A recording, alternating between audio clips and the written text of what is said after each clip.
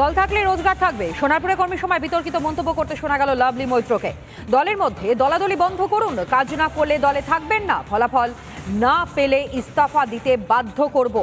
সোনারপুরে কর্মী সভা থেকে কার্যত হুঁশিয়ারি লাভলি মৈত্রের। দল থাকলে রোজগার থাকবে বলে যে মন্তব্য করেছেন, এরই সঙ্গে তিনি আরও বলেছেন যে দলের মধ্যে দলাদলি বন্ধ করুন, এমনকি কাজ না করলে দলে থাকবেন না বলে স্পষ্ট বার্তা দিয়েছেন লাভলি মৈত্র। ফলাফল না পেলে ইস্তফা দিতে বাধ্য করব বলেও জানিয়েছেন, হুঁশিয়ারি দিয়েছেন কর্মীদের লাভলি মৈত্র। শুনুন।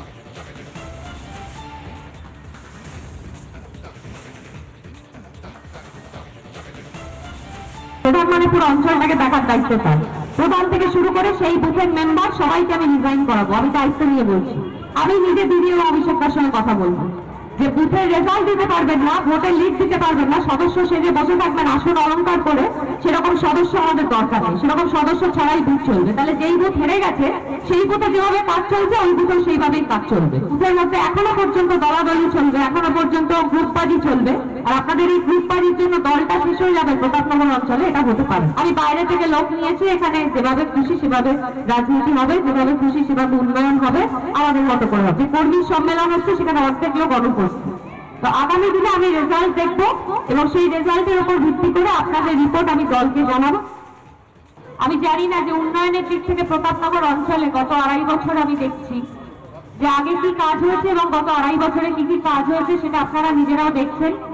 ফোনগুলো সবাই বন্ধ করুন, ছবি তোলা কমপ্লিট হলে ফোনগুলো বন্ধ করে পকেটে ঢুকিয়ে দিন। জলের কাজ হয়তো কমপ্লিট হয়নি, কিন্তু কমপ্লিট হলে প্রত্যেকের বাড়িতে বাড়িতে জল যাবে। যার যেখানে যার সমস্যা ছিল আমাকে জানিয়েছিলেন, আমরা আস্তে আস্তে চেষ্টা করছি।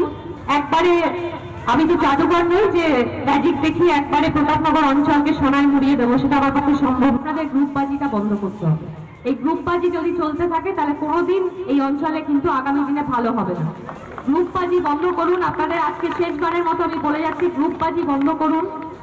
নিজেদের মধ্যে দলাদলি বন্ধ করে নিজেরা একত্রিত হয়ে সামনে ইলেকশন, কোনো দিকে কোনো কিছু ভাববেন না। সামনে লোকসভা ইলেকশন, লোকসভা ইলেকশনে ভালো রেজাল্ট করতে হবে, এটা আমাদের লক্ষ্য থাকবে। কিন্তু বাড়ি বসে থাকবো আর পঞ্চায়েত অফিসে যাব এই করে কিন্তু রাজনীতি চলবে না। দল থাকলে সব থাকবে, দল থাকলে রোজগার হবে, দল থাকলে সবকিছু হবে, কিন্তু দল না থাকলে কিচ্ছু হবে না। আপনি যদি সদস্য না থাকতে পারেন আগামী দিনে কিচ্ছু করতে পারবেন না। আজকে সদস্য আছে, প্রধান আছে, উপপ্রধান আছে, পঞ্চায়েত সমিতি আছে, পঞ্চায়েত অফিস আছে বলে সবকিছু চলছে। কি চলে না চলে সব খবর কিন্তু আমার কাছে থাকে।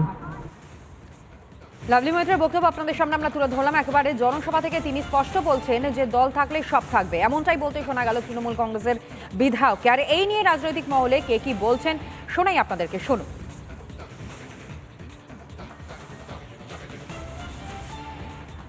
নীতিবাজ পার্টিতে লোক থাকে, উনি তো নিজেই প্রকাশ করে দিলেন যে তোমরা কি করে তোমরা খাও সেটা আমি জানি না, সবাইকে পদত্যাগ করতে বলছে। ওনার পদত্যাগ করা উচিত। উনি যেভাবে লুটে ফুটে নিয়েছেন, ওনার পদত্যাগের জন্য আমরা রইলাম। এই লোকসভার পরে দেখবেন উনি যে সিটের চ্যালেঞ্জ দিচ্ছে সিটগুলোই কিছুই থাকবে না।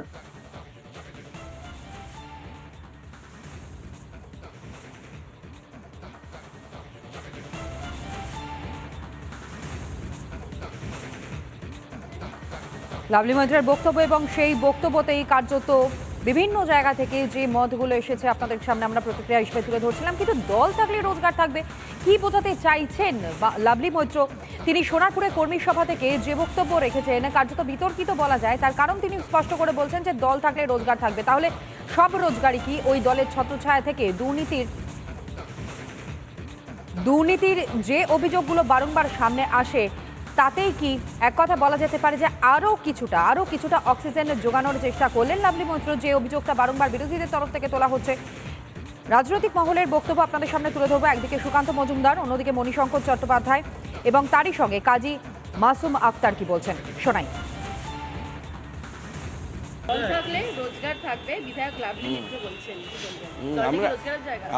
আমি শুধু ওটাই বলবো, ও লাভলি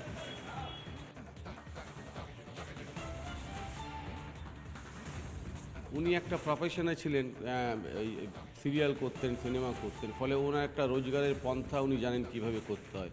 এখন উনি নিজের পার্সপেক্টিভ থেকে যদি লোককে দিশা দেখানোর চেষ্টা করে সেটা রাজনীতির সঙ্গে মেশে না। দুজন কিন্তু জেনেছে, খুব ভালোভাবে জেনেছে। লাভলি মৈত্র আচ্ছা জেনেছে, খুব ভালো কাজ করেছে। আর একজন জেনেছেন আমাদের মাননীয় শিক্ষামন্ত্রী। অর্থাৎ চুরি করবে, চামারি করবে, তোলা আদায় করবে, সিন্ডিকেট রাজ করবে, সবই তো আমার জানা। কেউ তো করেনি মানা। আর দিদি বলছে আমাদেরকে সবাই চোর নাকি, সবাই চোর নাকি। আরে দিদি আপনাকে তো বলেছি সবাই চোর তো কেউ বলেনি, আপনি কেন বলছেন সবাই চোর? কিছু চোর আছে। লাভলি মৈত্র তো বলছে রোজগারটা হবে, যদি তো পার্টিটা করো অর্থাৎ তোলা আদায়টা হবে। যদি পার্টি করো সিন্ডিকেট রাজ হবে, যদি পার্টি করো গরু হবে, বালি হবে, সিমেন্ট হবে, এমনকি মাছ চুরি হবে। চুরির নেশা, পার্টি করা আসলে চুরি করা।